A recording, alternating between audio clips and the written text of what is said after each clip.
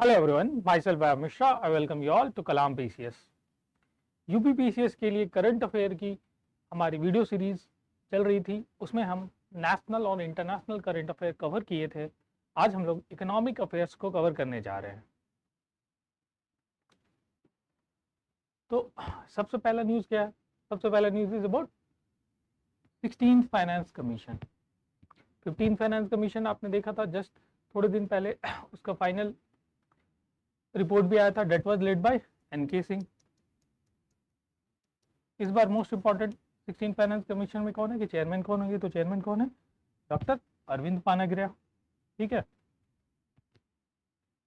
अब देखिए इसके अलावा और क्या इंपॉर्टेंट होगा, और जो आप पॉलिटी सेक्शन में देखते हैं, ठीक है, कि आर्टिकल 280 से फाइनेंस कमीशन आता है। अदर देन दिस, अगर आप करंट अफेयर की बात करें तो एक टाइम पीरियड भी इंपॉर्टेंट हो जाएगा। 5 साल के लिए होता है, पर किस 5 साल के लिए? इस बार अप्रैल 2026 से ये 16 फाइनेंस कमीशन का रिकमेंडेशन होगा, क्योंकि 15 वाला 2021 से 25-26 तक के लिए था।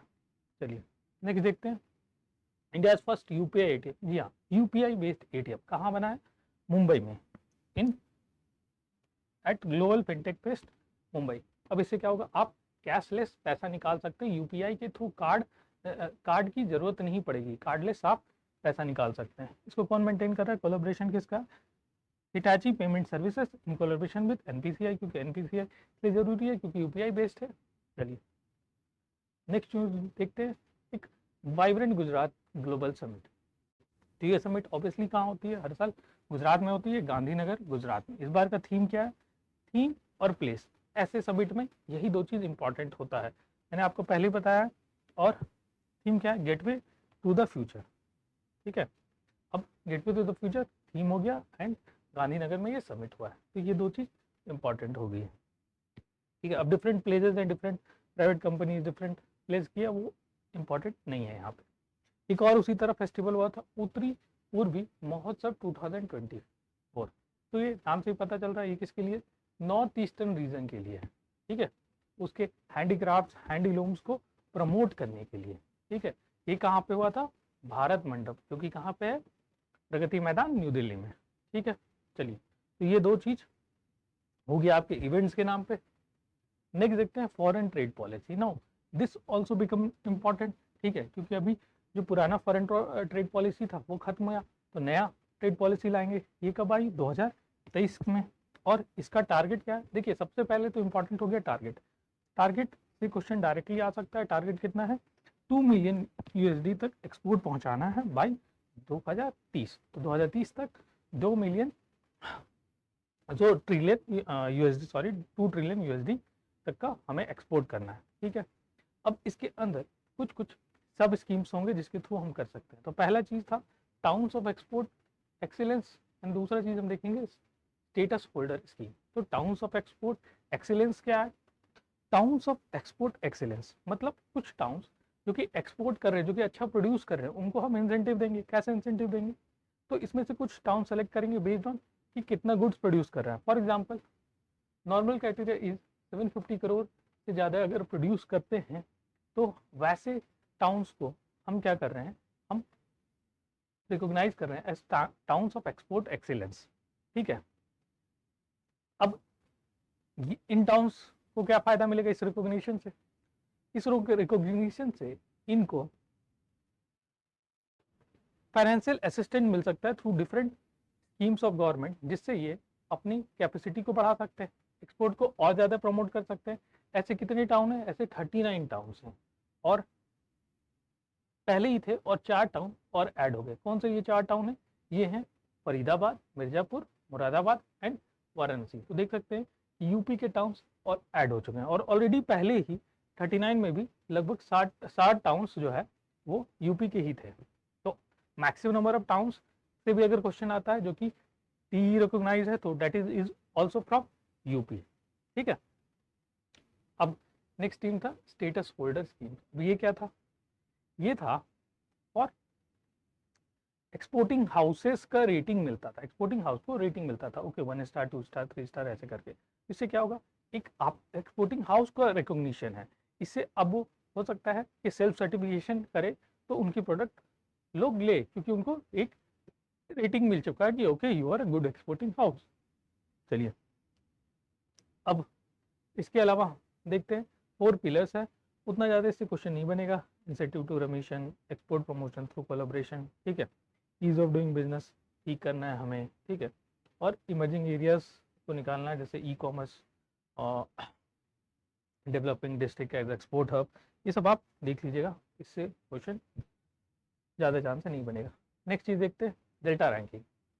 अब ये डेल्टा रैंकिंग अभी तक आपने एस्पिरेशनल डिस्ट्रिक्ट का देखा था, पहली बार क्या हो रहा है एस्पिरेशनल ब्लॉक के लिए।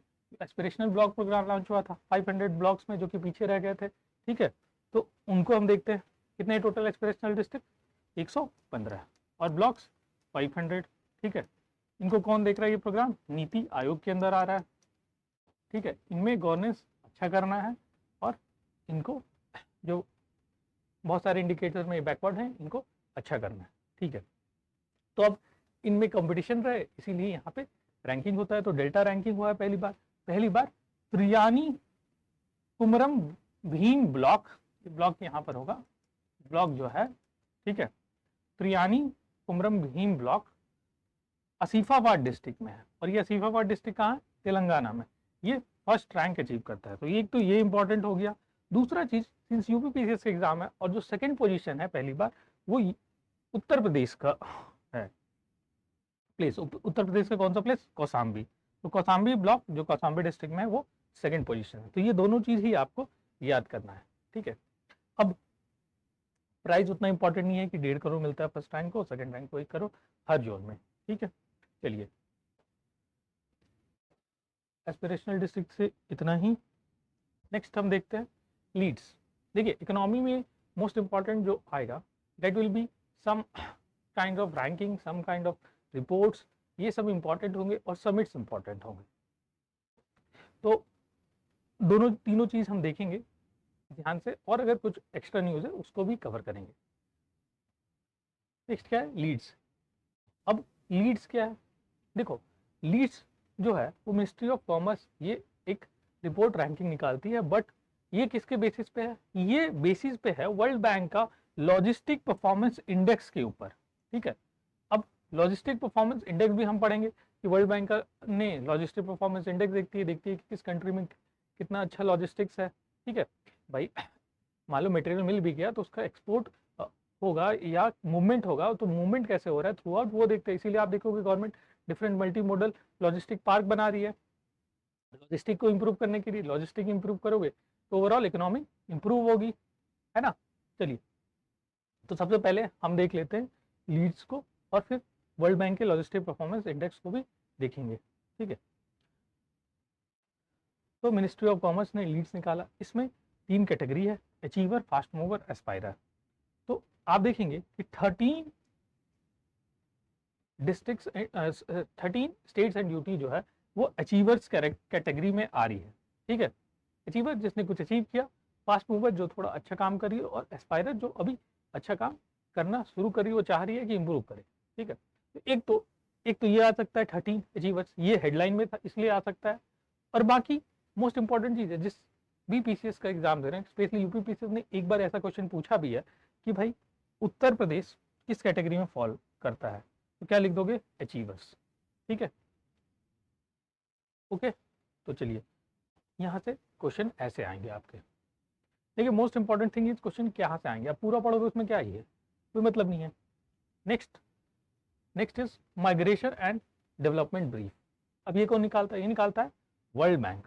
अब एक तो ये निकल गया कि भाई ये रिपोर्ट कौन निकालता है, ये वर्ल्ड बैंक। अब देखिए इतना सारा चीज़ है, ये सब नहीं पढ़ना है आप, ठीक है। अब हर कंट्री का नहीं देख सकते हो, तो क्या करेंगे हम, फर्स्ट और लास्ट देखेंगे। तो मोस्ट इंपॉर्टेंट ये बात किससे करता है, माइग्रेशन के साथ। जब माइग्रेशन होगा तो क्या होगा कि जब बाहर से कंट्री अपने देश के प्रोफेशनल बाहर जा रहे हैं तो क्या होगा कि वो जो वहाँ पे वर्क करेंगे और रेमिटेंसेस देंगे। तो हम बात क्या करेंगे, रेमिटेंसेस की। तो रेमिटेंसेस जो है वो सबसे ज़्यादा कहाँ से ओरिजिनेट होता है, वो यूएस से सबसे ज़्यादा बाहर निकलता है, ठीक है, फॉलोड बाय सऊदी अरेबिया। लेकिन मिलता किसको है ओवरऑल वर्ल्ड में सबसे ज़्यादा रेमिटेंसेस, तो हम रिसिपिएंट है सबसे ज़्यादा रेमिटेंस का, दैट इज इंडिया, और हमारा कितना है, सिंस इंडिया का है तो ये डेटा भी याद रख लीजिए कि $125 बिलियन जो है हम रेमिटेंसेस अचीव करते हैं। इनफैक्ट आप देखो इंडिया के बाद मैक्सिको, चाइना, ये जो है वो भी हमसे बहुत पीछे है रेमिटेंसेस के मामले में। हमारा 125 बिलियन है, नेक्स्ट इज 67 बिलियन। चलिए, अब इंडिया तो टॉप पे है, बट अगर हम परसेंटेज टर्म में बात करेंगे कि जीडीपी का कितना परसेंट है दीज रेमिटेंसेस, तो आप देखेंगे तजाकिस्तान जो है उसका हाईएस्ट है, डेट इज 48%। तो दो तरीके से बात करेंगे, एब्सोल्यूट नंबर में India and otherwise Tajikistan. Okay, चलिए next is Indo Pacific economic framework for prosperity. ठीक है, तो अब ये क्या है, अब देखिए इंडो पैसिफिक है तो नाम से क्या पता चल रहा है कि ये रीजन कहाँ होगा, इंडो पैसिफिक में। लेकिन उससे पहले जानना है कि हम न्यूज़ में क्यों आए, क्योंकि इसके थर्ड मिनिस्ट्रियल मीटिंग था। तो मीटिंग होगी तो कहाँ पे होगी, इंपॉर्टेंट हो जाएगा, सैन फ्रांसिस्को कैलिफोर्निया में मीटिंग होगी। ठीक है, अब जानना है इस ब्लॉक के बारे में। तो ब्लॉक क्या है, ब्लॉक में देखिए एक तरीके का ट्रेड ब्लॉक है, बट ये ट्रेड के अलावा भी बहुत सारा चीज़ है। अगर आप पिलर्स देखिए तो क्या है, ट्रेड है, सप्लाई चेन है, क्लीन इकोनॉमी है एंड फेयर इकोनॉमी है। ठीक है, तो और इंडिया अभी ज्वाइन किया है तो ये इंपॉर्टेंट हो गया। अब इंडिया ने जो फर्स्ट पिलर है ये ट्रेड वाला वो ज्वाइन नहीं किया है, उसमें ऑब्जर्वर है, और बाकी सारे पिलर्स को इसने ज्वाइन कर लिया है। It want to do what and wait and watch thing. ठीक है, अब चलिए ये 14 मेंबर्स हो गए हैं, अभी कितने हो गए हैं, 14 मेंबर्स। अब देखो 14 मेंबर्स ये पूरे हैं, अब इनको थोड़ा याद करना डिफिकल्ट है। एक तो आप ये मैप के थ्रू याद कर सकते हो, दूसरा तरीका क्या है, देखो इसमें से जो 7 नेशन हो गए वो एशियान के हो गए। ठीक है, 4 जो क्वाड के सारे हैं वो आ गए। ठीक है, उसके अलावा क्या आ गया, न्यूजीलैंड आ गया 1, सेकेंड फिजी आ गई। ठीक है, एंड साउथ कोरिया। तो टोटल हो गया 7 4 11 3 14 हो गए। चलिए नेक्स्ट पे आते हैं, राइज एक्सीलरेटर। अब ये क्या है भाई, that is rapid innovation and startup expansion rise. अभी किस लिए है, ये ऑस्ट्रेलियन एंड इंडियन स्टार्टअप्स को प्रमोट करने के लिए, इनके बीच सर्कुलर इकोनॉमी हो सके। तो टर्म आता है सर्कुलर इकोनॉमी। सर्कुलर इकोनॉमी क्या हो गया, जिसमें वो स्टार्टअप जो सर्कुलर इकोनॉमी के लिए वर्क करे वो सर्कुलर इकोनॉमी स्टार्टअप हो गया। मतलब इसमें क्या होता है कि वेस्ट को भी हम यूज कर लेंगे। ठीक है, चलिए अब इस ये लॉन्च किसने किया है, अटल innovation mission and NITI Aayog. तो आ सकता है कि rise accelerator is for Indian and Australian startups. अब एक और न्यूज, क्या न्यूज है ये, about decarbonisation, investment needed in decarbonisation. इसके ऊपर कौन सा किसका रिपोर्ट आता है, वर्ल्ड इकोनॉमिक फोरम का। और ये क्या बोलती है कि इन्वेस्टमेंट हम कम कर रहे हैं। इन्वेस्टमेंट कितना चाहिए, 13.5 ट्रिलियन और भी नीडेड है for achieving carbon neutral bye 2050। ठीक है, चलिए नेक्स्ट आते हैं भारत बिल पेमेंट सिस्टम।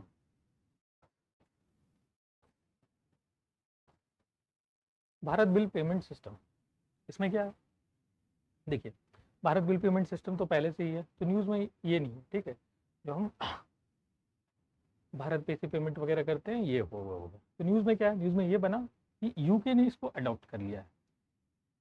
तो क्या ये पहली कंट्री है, नहीं ये पहली कंट्री नहीं है, ऑलरेडी जो Oman, Kuwait, Bahrain, UAE already इसको अडॉप्ट कर लिया है। लेकिन एक यूरोपियन कंट्री भी हमारा अडॉप्ट कर लिया हमारे चीज़ों को। इससे क्या होगा कि अब रेमिटेंसेज जो होगा, जो वहाँ पे प्रोफेशनल होंगे वो इजीली इसके थ्रू पैसे का ट्रांसफर कर सकते हैं। नेक्स्ट आते हैं MOU between memorandum of understanding sign की गई है जीएसबी एंड एयरबस के बीच में for aerospace teaching and research. तो सबसे पहले जीएसबी क्या है, जीएसबी इज गति शक्ति विश्वविद्यालय। ये जान लेते हैं ये कहाँ पे है, ये वडोदरा में आया हुआ था लास्ट ईयर में, ये बना था through an act of parliament. ये क्या है, पहली ऐसी यूनिवर्सिटी है जो ट्रांसपोर्टेशन एंड लॉजिस्टिक सेक्टर के लिए स्पेशली बनाई गई थी। ठीक है, क्योंकि गति शक्ति ऐसे भी अगर आपको नहीं पता तो गति शक्ति मिशन के बारे में पता है तो भी आप गेस कर सकते हैं उसको। ठीक है, अब इसका कोलैबोरेशन किसके साथ हो गया, एयरबस। अब ये लोग क्या करेंगे, ये रिसर्च करेंगे एरोस्पेस टीचिंग में, क्योंकि वो भी एक लॉजिस्टिक का पार्ट हुआ। अब एयरबस की बात कर रहे हैं तो एयरबस से रिलेटेड एक और न्यूज़ था थोड़े दिन पहले। एयरबस टाटा के साथ पार्टनरशिप करी हुई है, किस लिए? ताकि डेवलप कर सके इंडिया में ही C295 एयरक्राफ्ट फैसिलिटी। ये भी कहाँ? वडोदरा, गुजरात में। ठीक है, चलिए नेक्स्ट न्यूज़, फॉर्च्यून ग्लोबल 500। तो देखिए फॉर्च्यून ग्लोबल 500 कौन निकालेगी? फॉर्च्यून निकालेगी सब। अब कौन है सबसे पहला पोजीशन पे? कौन है? ये ऐसी कंपनी जो कि सबसे ज़्यादा प्रॉफिटेबल है, सबसे ज़्यादा इनका मार्केट शेयर रहता है मोस्ट ऑफ द कंपनीज का। तो सबसे ऊपर कौन आता है? वॉलमार्ट आता है, और ये लगातार 7-8 साल से वॉलमार्ट ही है। लेकिन मोर इम्पोर्टेंटली न्यूज़ में इंडिया पर्सपेक्टिव इंपॉर्टेंट हो जाता है। तो इंडिया में कितने कंपनीज फॉर्च्यून 500 में है? तो देयर आर 8 कंपनीज जो कि फॉर्च्यून 500 में है। फिर इंपॉर्टेंट क्या हो जाता है? इंपॉर्टेंट ये हो जाएगा कि भाई कौन सा कंपनी सबसे आगे है। तो इस लिस्ट में RIL, रिलायंस इंडिया लिमिटेड जो है वो सबसे आगे है 88 पोजीशन पे। ठीक है, चलिए अब 8 कंपनी एक बार देख लोगे, IOCL है, LIC है, ऐसे बहुत सारी 8 कंपनी को एक बार देख लेना। चलिए इफ़ यू हैव इंटरेस्ट तो ठीक है। बाकी RIL से ही क्वेश्चन आएगा एंड कितने कंपनी मैक्सिमम पूछ सकता है। नेक्स्ट मूव करते हैं।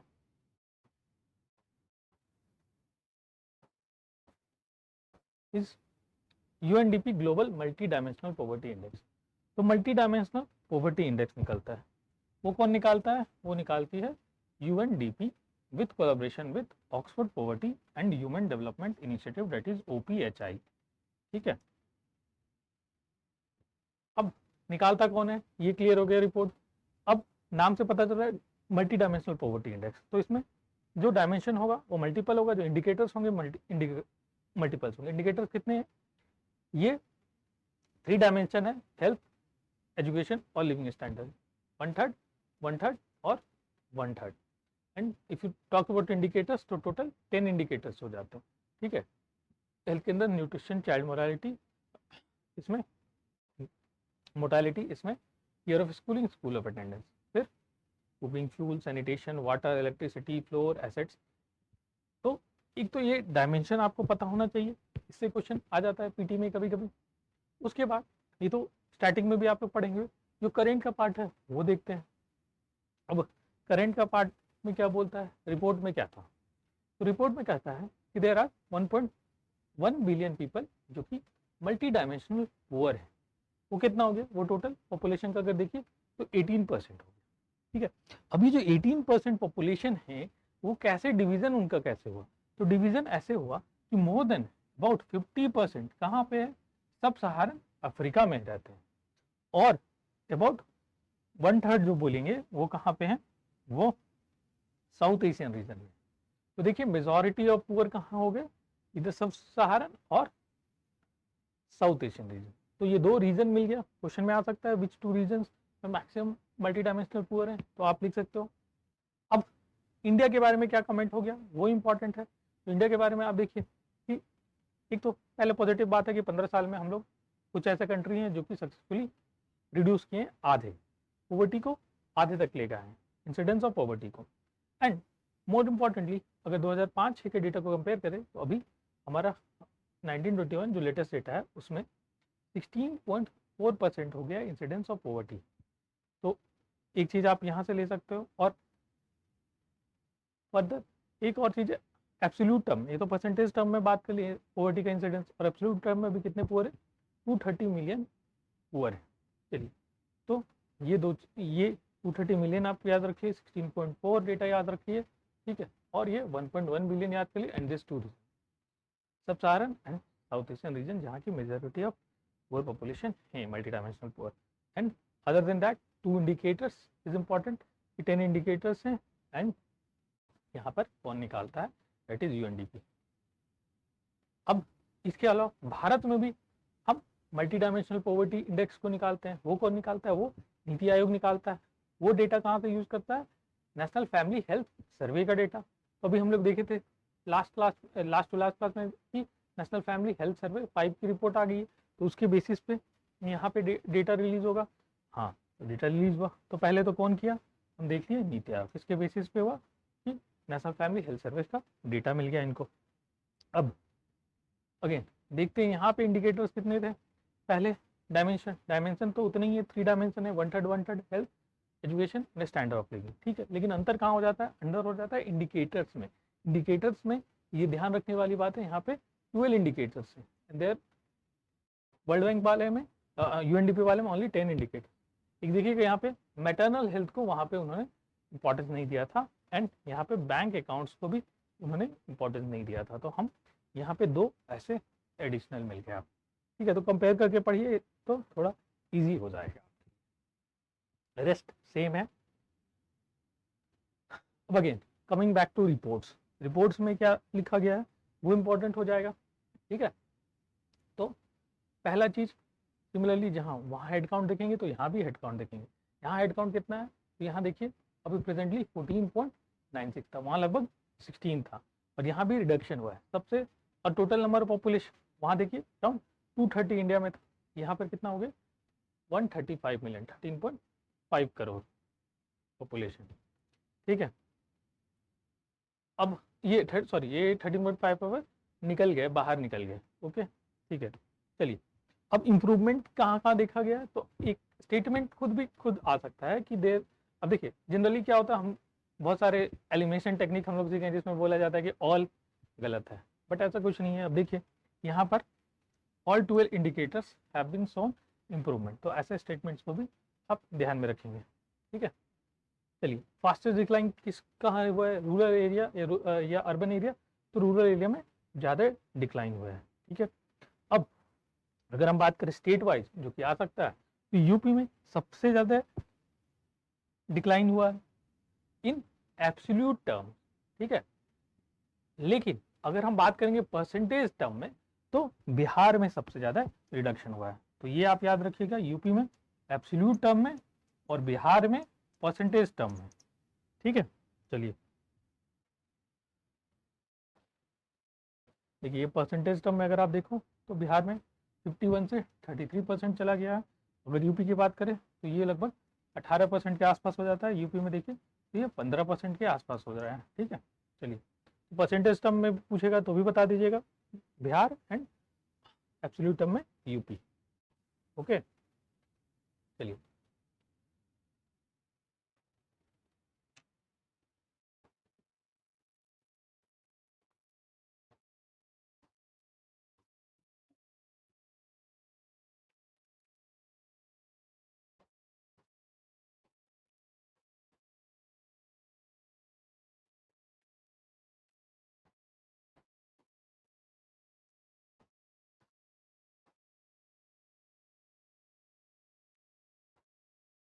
अब चलिए हम बात करते हैं अगेन, हम इंडेक्सेस की बात शुरू करते हैं।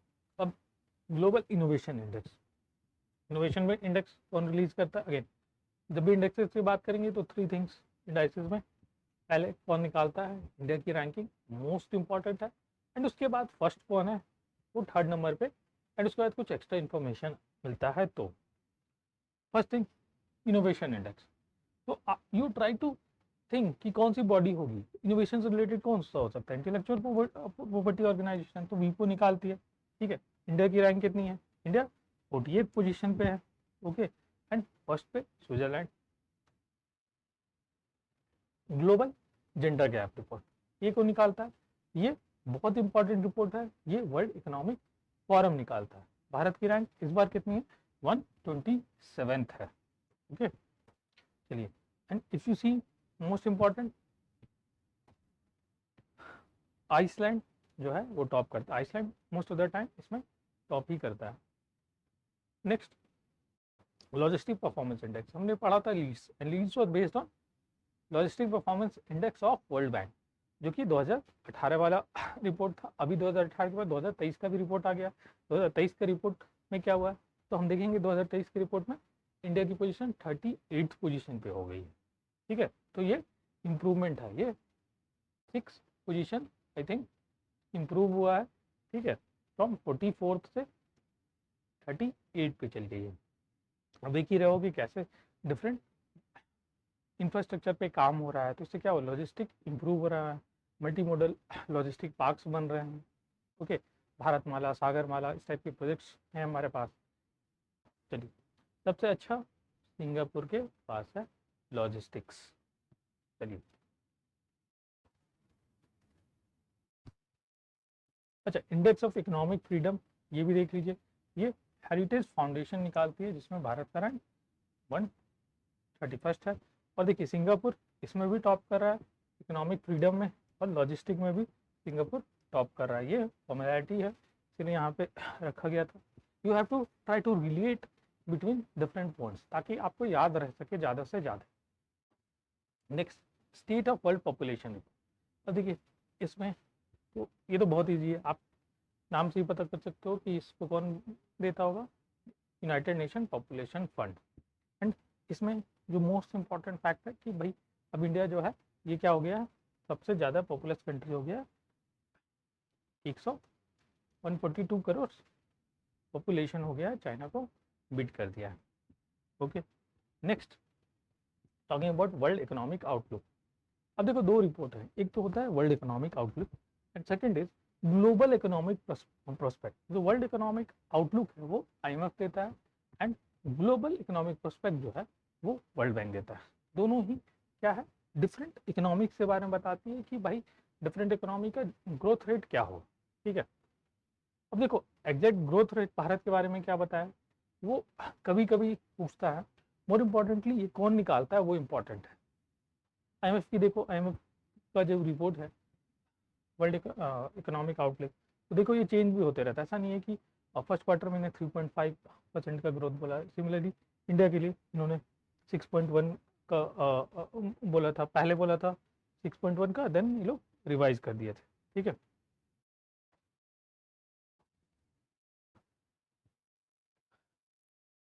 इसीलिए जो डेटा है वो उतना इम्पोर्टेंट नहीं।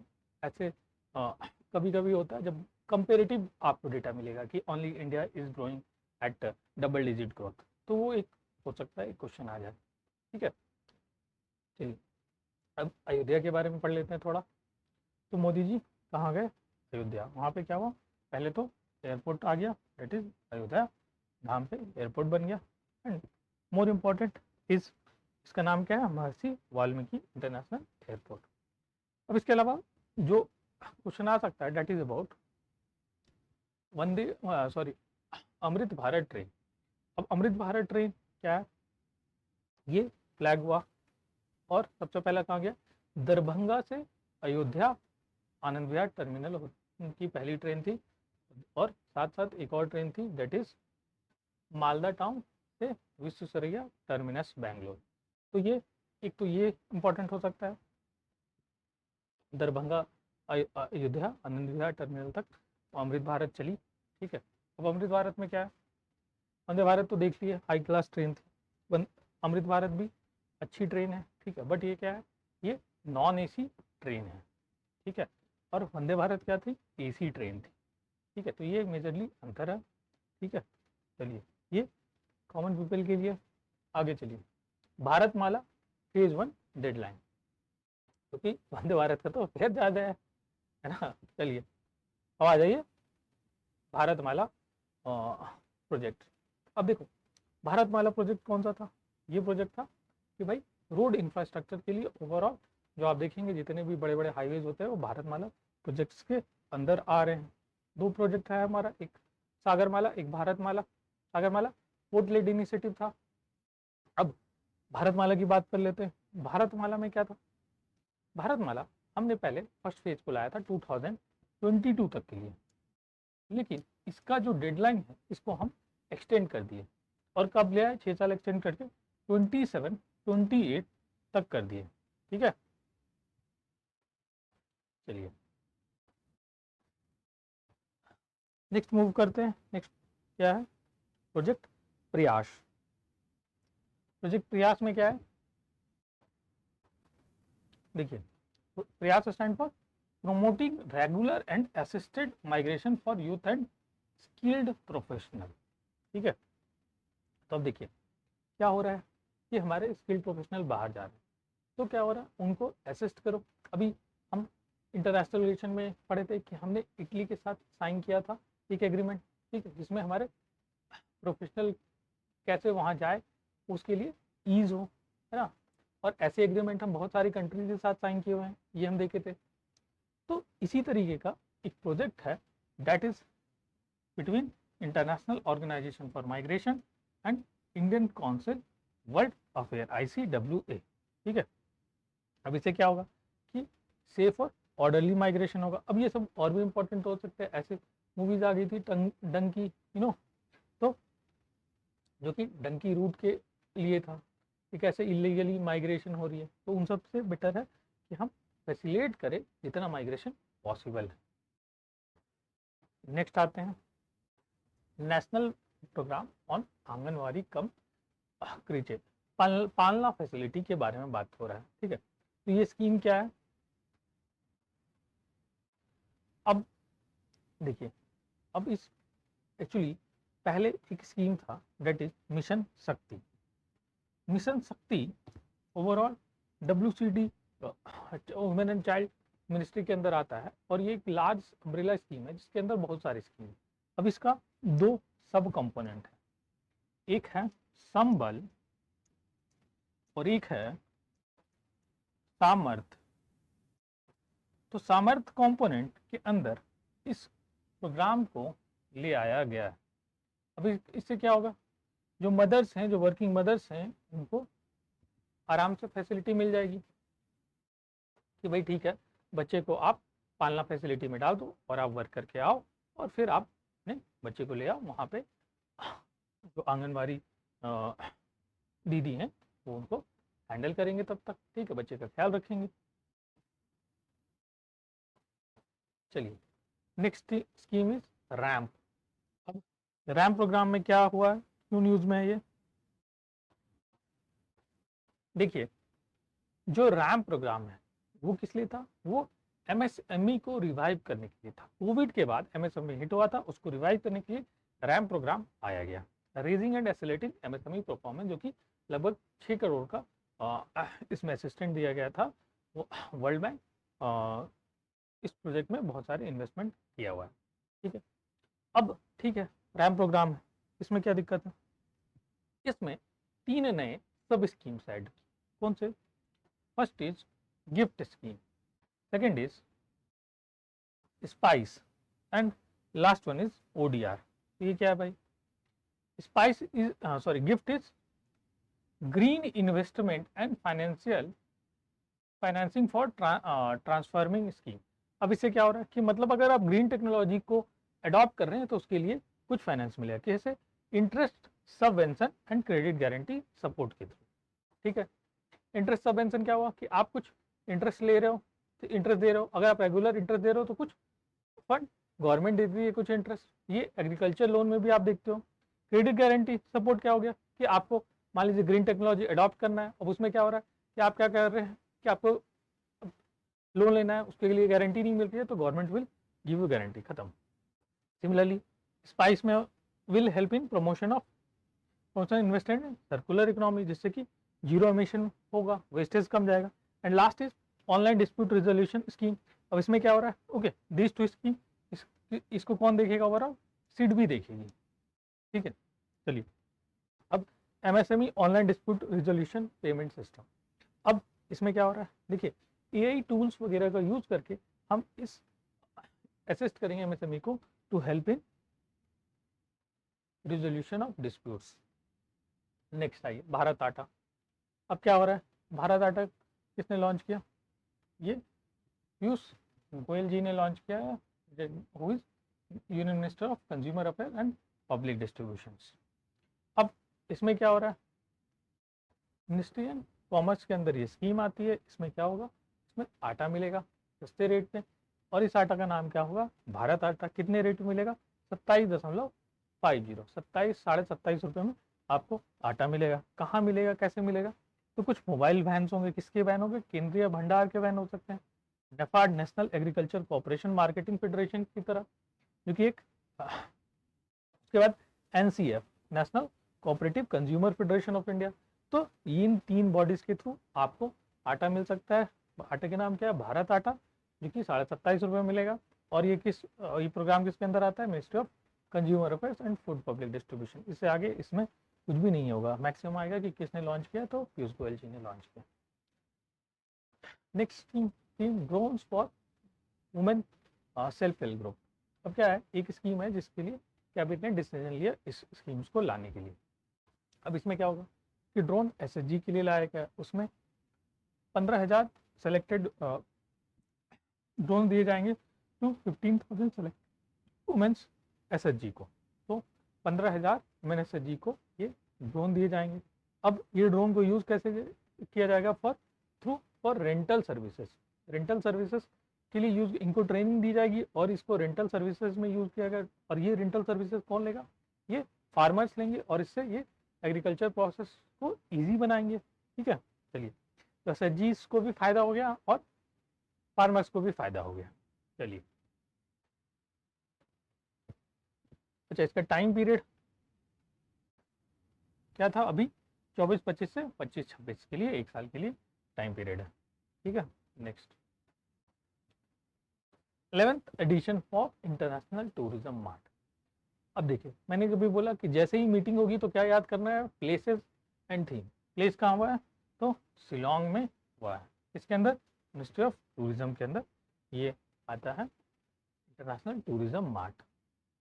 अब नेशनल टर्मरिक बोर्ड, अब again this is in a way is important, क्योंकि क्या हुआ है, ये पहली बार यहाँ पे टर्मरिक बोर्ड बना है। ये टर्मरिक बोर्ड क्या करेगा? ऑब्वियसली इसलिए बनेगा कि टर्मरिक का प्रमोशन हो, उसकी एक्सपोर्ट बढ़े, उसका प्रोडक्शन बढ़े। ठीक है, प्रोडक्शन में एक्सपोर्ट बढ़ाना है इसमें। अब इससे रिलेटेड फैक्ट्स को भी देख लेते हैं। तो इंडिया के बारे में बात करें, लार्जेस्ट प्रोड्यूसर और कंज्यूमर कौन है? तो इंडिया खुद ही largest producer, consumer and exporter of turmeric है इन द वर्ल्ड। अगर इंडिया में भी बात करें तो कौन सी स्टेट सबसे ज़्यादा प्रोड्यूस करेगी? तो महाराष्ट्र इज लीडिंग प्रोड्यूसर। ठीक है, चलिए, अब एक मेला लगा, दिव्य कला मेला। कहाँ था? यूपी में, वाराणसी में। अब ये किस लिए है? दिव्य इज रिलेटेड टू दिव्यांग। ठीक है, एंड कला तो आप समझ ही रहे हो कि रिलेटेड टू आर्ट। तो पर्सन विद डिसेबिलिटी, दिव्यांग लोगों अपने कैसे अपनी इकोनॉमिक एम्पावरमेंट करे विद देयर आर्ट्स। ठीक है, this was about the Mela, that is Divya कला मेला, जो कि वाराणसी में हुआ। किस डिपार्टमेंट के अंदर हुआ? तो department of empowerment of person with disability, ministry of social justice and empowerment के अंदर होगा। चलिए, अब कुछ नई चीज़ों की बात कर लेते हैं। तो क्या बना है? यशोभूमि बनने वाला। अब यशोभूमि के फेज 1 को इनॉग्रेट करते हैं पीएम मोदी। ये क्या है भाई? ये कन्वेंशन सेंटर है, जो कि कहाँ बन रहा है? ये द्वारिका में बन रहा है, इन न्यू दिल्ली। ठीक है, अब देखिए, अब ये क्या है? इसको बोला जाता है वर्ल्ड का largest mice. And what is mice here? Mice is meeting, incentives, conference, exhibition facility. तो माइस फैसिलिटी जो होल्ड करता है वो वर्ल्ड का लार्जेस्ट बिल्डिंग है, ऐसे कन्वेंशन सेंटर है, जो कि न्यू दिल्ली द्वारिका में बना है। ठीक है,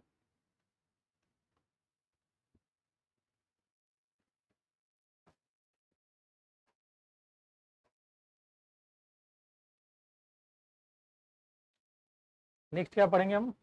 नेक्स्ट पढ़ें पीएम विश्वकर्मा स्कीम। अगेन एक स्कीम आ जा रहा है। अब ये स्कीम किस लिए इंपॉर्टेंट है? विश्वकर्मा मतलब आप नाम से देखिए क्या हो सकता है। ये कुछ बना रहे हैं, विश्वकर्मा तो बना रहे हैं ना, आर्किटेक्ट थे। तो विश्वकर्मा क्या बना रहे हैं? शिल्पकार थे। तो आर्टिशियन को हेल्प करते हैं। ठीक है, कैसे आर्टिशियन को? ये आर्टिशियन डिफाइंड है 18 ट्रेडिशनल ट्रेड्स में। ठीक है, अब ये जो ट्रेडिशनल ट्रेड्स हैं, 18 ट्रेडिशनल ट्रेड्स के जो लोगों को, जो आर्टिशियन को, शिल्पकार को मदद कैसे करेंगे? इनको सर्टिफिकेट देंगे और आईडी कार्ड देंगे। प्लस ये तो रिकॉग्निशन की बात होगी, साथ में इनको हम क्रेडिट सपोर्ट भी दे देंगे, लगभग 1 लाख का पहली बार और दूसरी बार 2 लाख। ठीक है, चलिए, ठीक है, और ये कंसेशनल रेट पे मिलेगा, डेट इज 5%। नेक्स्ट, विवाद से विश्वास, ये भी हम देखें। अभी विवाद से विश्वास 2 है, मिनिस्ट्री ऑफ फाइनेंस के अंदर आता है। ये किस लिए है? ये सेटल करते हैं हम कॉन्ट्रैक्चुअल डिस्प्यूट्स को, ठीक है। अब कोर्ट की जगह आप आपस में ही सेटल कर ले, इसीलिए ये दिया जाता है। नेक्स्ट क्या है? स्वनिधि स्कीम। अब नेक्स्ट स्कीम है स्वनिधि स्कीम। ये क्या है? ये this is for street vendors, तो ये स्ट्रीट वेंडर्स के लिए है। नाम क्या है? PM street vendors Atmanirbhar Nidhi, ठीक है। ये पहले भी लॉन्च किया गया था 2020 में। अभी क्या हुआ, इसका डेडलाइन नया हो गया है, ये दिसंबर 2023 तक का डेडलाइन है। ये कोविड के समय पे आया था, ठीक है। अब इसमें क्या था, इसमें 10,000 तक का आपको लोन मिल रहा था। अभी इसमें क्या किया कि 10,000 तक का लोन एक ईयर टेन्योर के लिए, बाद में सेकेंड बार 20,000 का, एंड थर्ड बार आपको 50,000 तक का लोन मिल सकता है, जिसमें कि आप अगर पेमेंट करते हैं रेगुलरली तो इंटरेस्ट सबवेंशन मिलेगा। खत्म बात।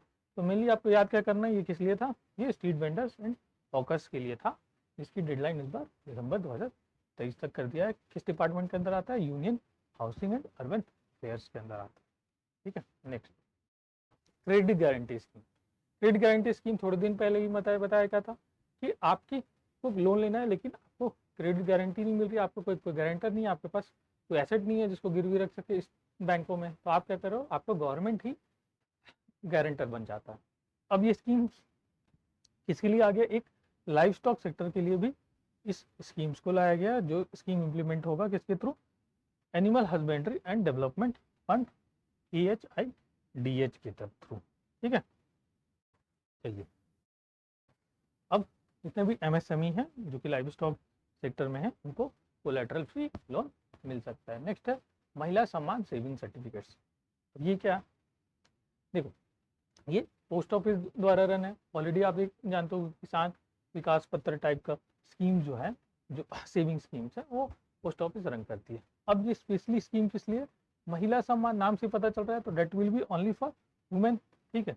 अब यहाँ पे 1000 के मल्टीपल्स में आप पैसे जमा कर सकते हैं, कितना? मैक्सिमम 2 लाख तक, ठीक है। ये स्कीम्स 2 साल के लिए किया जाएगा, ठीक है।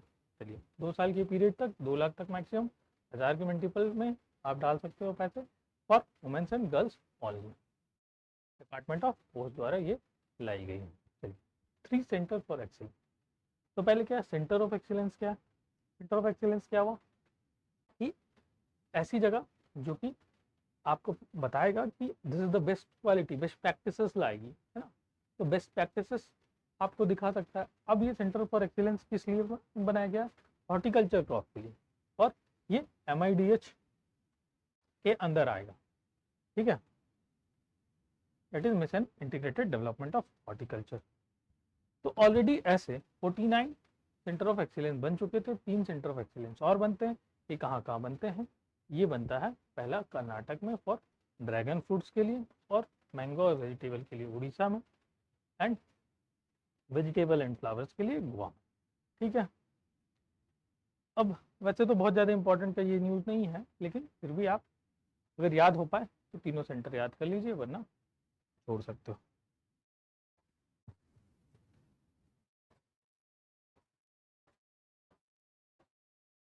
चलिए, नेक्स्ट इज स्वात इनिशिएटिव। अब ये किस लिए है? Now if you see this initiative is about promoting startups, human and youth. अब ये क्या है? देखिए, पहले आया था जेम पोर्टल, ठीक है। जेम पोर्टल किस लिए था?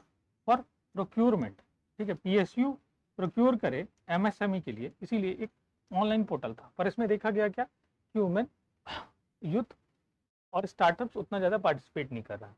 तो हम क्या बोले, इनके लिए स्पेशली कुछ इनिशिएटिव लाया जाए, जो कि ये भी, इनको भी प्रमोशन मिले। तो इसमें क्या है, इनको जब आप जेम पोर्टल ज्वाइन करोगे तो इनको थोड़ा ट्रेनिंग वगैरह दिया जाएगा कि कैसे आप बिड करें, कैसे आसानी से आप ले सको टेंडर्स, ठीक है। नेक्स्ट, PM मित्र पार्क। ये स्कीम किस लिए था? ये scheme for work specially for textile, ठीक है। टेक्सटाइल पार्क सबसे पहला पार्क कहाँ बनाया गया था? तमिलनाडु में। कितने स्टेट में है? तो ये तमिलनाडु, तेलंगाना, कर्नाटक, महाराष्ट्र, गुजरात, मध्य प्रदेश एंड यूपी। तो UP is also one of the states, ठीक है। अब ये हो गया 7 मित्र पार्क्स बनेंगे आईपीएस में अलग अलग स्टेट्स में, जिसमें कि तमिलनाडु में सबसे पहला बन गया रिलेटेड टू टेक्सटाइल। बस इतना ही याद रखना है। नेक्स्ट आ जाते हैं Indian states electricity transition. Again क्या आने लगे हम लोग आने लगे अब फिर से रिपोर्ट्स पे। तो हम क्या पढ़ेंगे कि भाई कौन सा इंस्टीट्यूट देता है, कौन सा इंस्टीट्यूट दे रहा है, institute for energy and economic financial analysis, ठीक है। अब इसमें क्या देखा गया कि 16 स्टेट को देखा गया, उसमें से कर्नाटक एंड गुजरात जो है वो सबसे आगे है। अब एनर्जी ट्रांजिशन या इलेक्ट्रिसिटी ट्रांजिशन से क्या समझते हैं आप? इससे कि ट्रांजिशन मतलब क्या बता रहा है, ट्रांजिशन कहाँ, transition to cleaner energy from non cleaner energy, जो कि आप अभी फॉसिल फ्यूल से आप क्लीनर एनर्जी की तरफ मूव कर रहे हैं, ठीक है, सोलर एनर्जी यूज कर रहे हैं, वो सारा चीज क्या हो गया, वो हो गया क्लीनर एनर्जी। और सबसे खराब परफॉर्मेंस किसका है, बिहार एंड यूपी का। Next US world university ranking. अगर इस रैंकिंग को देखो तो इसमें एमआईटी की टॉप पोजीशन है और आईआईटी मद्रास जो है इंडिया में सबसे अच्छी पोजीशन पे है। ओके चलिए ठीक है, यूजुअली आईआईटी मद्रास का ही सबसे अच्छा पोजीशन है। अब थोड़ा सा जो शॉर्ट न्यूज़ है उसको भी देख लेते हैं हम, ठीक है। शॉर्ट न्यूज़ में सबसे पहले देखते हैं इज फ्रॉम बैंगलोर। बैंगलोर में क्या किया गया, बैंगलोर में सर्कुलर नेटवर्क ऑफ रोड्स बनाया गया, रेल बनाया जाएगा। ये किस लिए, अब देखिए क्या हुआ कि बैंगलोर जैसे टाउन में the problem is most important. Problem क्या हो रहा है यहाँ पे प्रॉब्लम हो रही है कंजेशन की, ठीक है, ट्रैफिक की प्रॉब्लम हो रही है। और इस ट्रैफिक की प्रॉब्लम को सॉल्व करने के लिए एक सर्कुलर रेल लिंक बनाया जाएगा, ताकि आप it will be just like a bypass road की तरह एक रेल लिंक बनाया जाएगा। ओके, ये पहली बार ऐसा किया जाएगा बैंगलोर में। नेक्स्ट न्यूज़ क्या है, next news is about steel slag based road. अब स्टील स्लैग मतलब क्या, स्लैग क्या होता है, स्लैग इज जो कि डट और इम्प्योरिटी निकलता है जब आप ओर को हटा देते हो, तो जो कि मेन मैटर है उसको हटा देते हो तो जो इम्प्योरिटी निकलता है, तो स्टील स्लैग जो है उससे रोड बनाया गया। कहाँ बनाया गया, और ये जो फर्स्ट पहली बार हुआ है कहाँ पे, सूरत में बनाया गया। अब ये क्या हो जाएगा, एक इको फ्रेंडली रोड होगा सूरत में। NH6 से हजीरा पोर्ट को कनेक्ट करने के लिए ये रोड बन रहा है, सूरत जो गुजरात में है। चलिए नेक्स्ट पढ़ते हैं। नेक्स्ट इज अबाउट हमारे नेबरिंग कंट्रीज से रिलेटेड है। पहला चीज क्या है, this is about it is about Bangladesh. तो बांग्लादेश की minister and Modi ji, prime minister of Bangladesh Sheikh Hasina and Modi ji has togetherly inaugurated 3 developmental project. उसमें से पहला क्या है, first is Khura Agartala cross border rail link. ये क्या है, सी अब ये जो बॉर्डर है त्रिपुरा और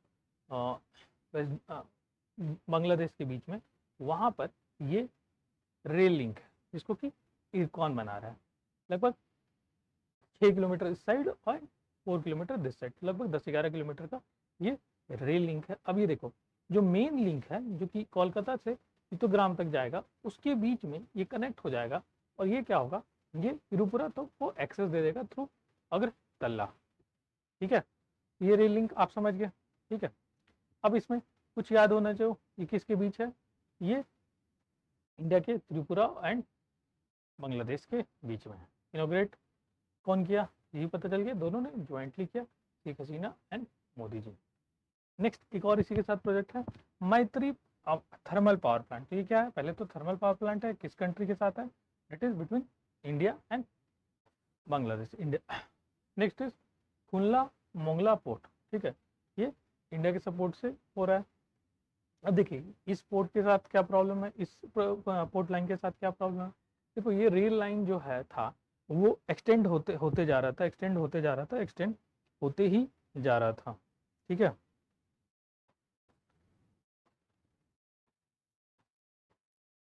फिलहाल इसको हमने स्टार्ट कर दिया है।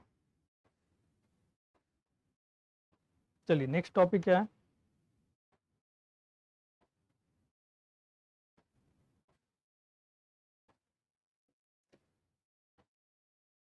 Next, India fastest solar electric board. अब ये कहाँ बना, ये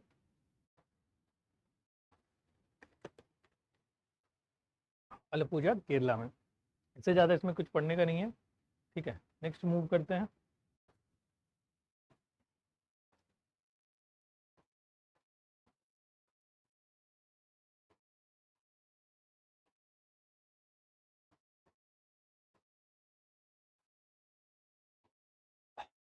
first hi tech sports training centre दिव्यांगजनों के लिए। ठीक है, तो दिव्यांगजन के लिए ये कहाँ बना ट्रेनिंग सेंटर, ग्वालियर में बना है। ठीक है, Madhya Pradesh. Okay, next, Siberian tiger. छोटा छोटा न्यूज़ है, इसको देखिए। साइबेरियन टाइगर कहाँ से आया, तो सिप्रस से हम एक्सचेंज किए हैं साइबेरियन टाइगर को। हमने क्या दिया उनको, हमने उनको रेड पांडा दिया है फ्रॉम दार्जिलिंग जू। ठीक है, अब जब हम टाइगर्स की बात कर रहे हैं, एक और रिलेटेड बात कर लेते हैं। मध्य प्रदेश में इंडिया का लार्जेस्ट टाइगर रिजर्व बनेगा कहाँ, दामू। ठीक है, दामू इन मध्य प्रदेश। सबसे ज़्यादा टाइगर्स भी कहाँ में है, मध्य प्रदेश। सबसे ज़्यादा टाइगर रिजर्व भी कहाँ पे है, मध्य प्रदेश में। ठीक है, चलिए तो इस चीज़ को भी आप ऐड कर लोगे अपने नोट्स में। ठीक है, चलिए इसके अलावा क्या देखते हैं हम, एक वैक्स स्टैचू बनाया गया बाबा साहब अम्बेडकर का। सिंस ये स्टैचूज अब क्वेश्चन में आ जाते हैं कभी कभी, तो इसको हम देख लेते हैं।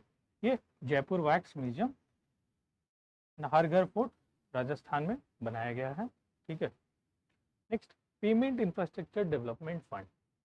अब देखिए ये फंड किस लिए है, देखो साफ साफ पता था, पेमेंट इंफ्रास्ट्रक्चर की डेवलपमेंट करना, मतलब पेमेंट का इंफ्रास्ट्रक्चर को डेवलप करेगा। किसने लाया, इस स्कीम ने आरबीआई ने लाया। अब ये कौन से पेमेंट की बात कर रहा है, ये बात कर रहा है डिजिटल पेमेंट, और स्पेशली कहाँ पर, Jammu Kashmir and Ladakh region and north east में। ठीक है, अब डिजिटल पेमेंट में क्या होगा, पॉइंट ऑफ सेल, क्यूआर वगैरह को डेवलप करना। ठीक है,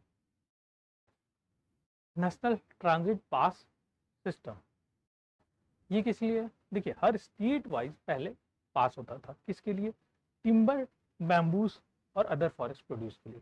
अब हमने क्या बोला कि देखो ऐसा है, इस परमिट को क्या बना दो, नेशनल लेवल पे बना दो।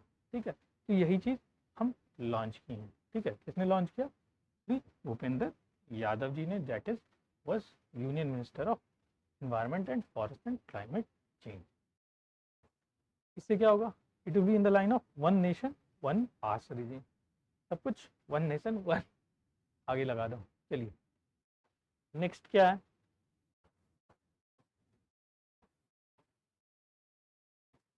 Next is D N R L M. ठीक है, and national rural livelihood mission, Deendayal Upadhyaya national rural livelihood mission.